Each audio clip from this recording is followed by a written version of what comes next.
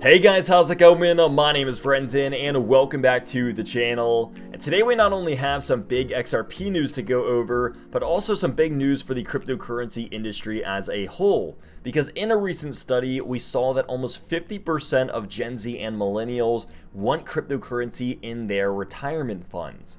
Now, when it comes to the XRP or the Ripple news, what we're seeing is that Filecoin launches a Web3 data storage solution for carbon offsets, and some of the big partners in here are Ripple, but also Hedera Hashgraph and the HBAR Foundation.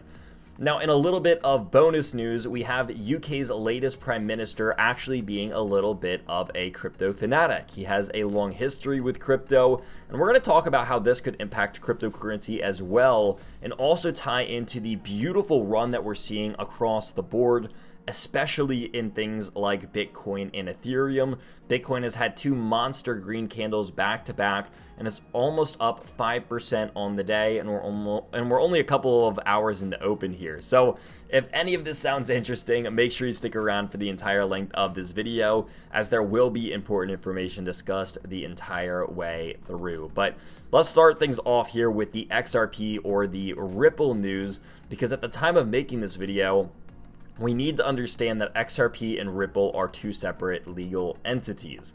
And with that, that's not necessarily a bad thing here, because the two still work very, very closely with one another, as the people who are familiar with XRP probably understand.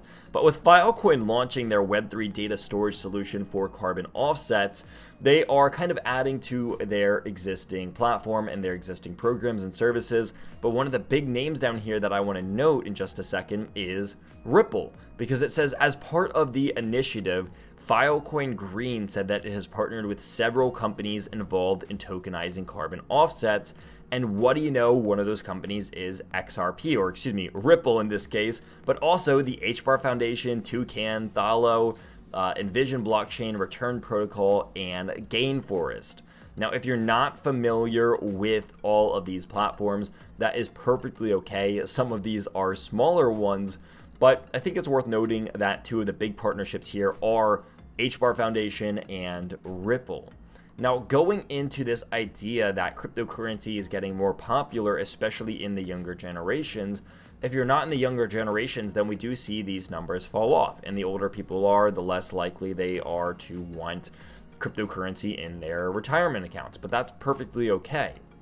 What we are seeing is a pretty sharp shift, because if you remember from last week's video, we talked about the BNY Mellon report saying that 75% of their investors want to actively invest in crypto, and 90% of their members want to invest into crypto-based assets in the next couple of years. And this is coming from a company that has trillions of dollars in assets under custody, a company that does $2 trillion in volume every single day. So they're very, very big. And so what we can tell from that article and this one alike is that the rise of cryptocurrency and the rise for the desire of cryptocurrency to be more integrated into our daily life is growing essentially every day. And we saw that down here in this article as well, because this one was actually talking about how UK's Prime Minister wants to really integrate crypto into the UK's economic and legal framework. And there's a really cool quote from here directly, and I want to make sure that I find it. But it says, Sunak's plans also suggested creating additional regulations that would have helped further incorporate crypto into the United Kingdom's economic and legal framework, thus spurring greater investments in the space.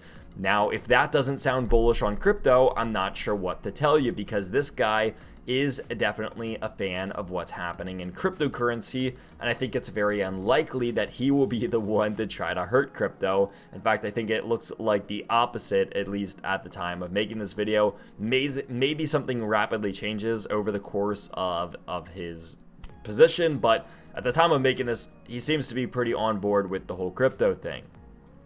Now, we also have a Swiss bank called Swiss SIBA Bank launching NFT custody despite the market's decline. And this has also been a notorious aspect of the bear market, where we see big companies continuing, and even banks and financial institutions continuing to add cryptocurrency support in different ways, despite us being in a bear market. In fact, Cash App is actually doing the same thing because Cash App just added support for Bitcoin's Lightning Network. So there's partnerships that's happening all around the space. And the last big one that I have for all of you today is the crypto exchange blockchain.com is also planning to partner with Visa to launch a Visa debit card. So the partnerships and what we're seeing as a growth inside of cryptocurrency, it's not slowing down at all. In fact, it's the opposite. We are seeing so much adoption happen, and we're starting to finally see a reflection of that happen in the price because Bitcoin is breaking out. Now, I will say on this daily chart, the big thing that we have to watch out for on Bitcoin is for a higher swing low. So what we really want to see happen is the main level around $25,000. This is where we want to see Bitcoin conquer next. And so once we get right around this area, this is going to be the big pivotal point.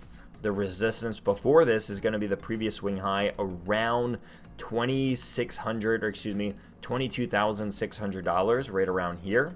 This is going to be a big resistance level for Bitcoin to conquer, but also the even larger one is going to be around $22,500 because this is previous support that is turned into resistance, and this is going to be one of the hard ones. But if Bitcoin can do this, I think Bitcoin is setting itself up for a very nice not only W formation, but reversal formation.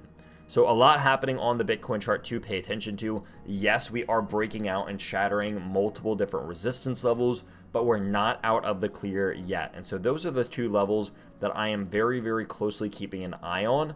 The other main thing to note here is that this 200-day moving average is right on top of the $25,500 resistance level. So this previous support, as we talked about, now turned into resistance, is also right alongside and coinciding with the 200-day moving average, which is this yellow line and historically used as resistance on Bitcoin when price is below it. So that is the big thing that I would say watch out for going into this weekend. It's a big thing that I am looking out for, maybe even a retest of a support level and then seeing an even stronger bounce from this level. But one of the nice things that we are noticing is that volume is semi-decent, price action is semi-decent, our RSI is heading right back up to the overbought territory, which is at least a good thing in the short term because we're not there yet. But all good things coming out for crypto on this beautiful Wednesday, and I hope all of you did enjoy this video. In fact, if you did enjoy this video, make sure you hit the like and subscribe button, as it does help out the channel a lot. We have more content coming just like this one every single week, multiple times a week. And if you want to get access to all this information in more detail and early, check out the links in the description down below because we have the Crypt Nation crew over there, and we also have a link to the Digital Currency Summit, which is completely free and anyone can sign up for and see major interviews from some of the big leaders in the industry. And I know we talked about Hedera today because they are actually going to be in this DCS that I was just talking about. So again, if that interests you, check out those links in the description down below, and I will see all of you in Friday's video.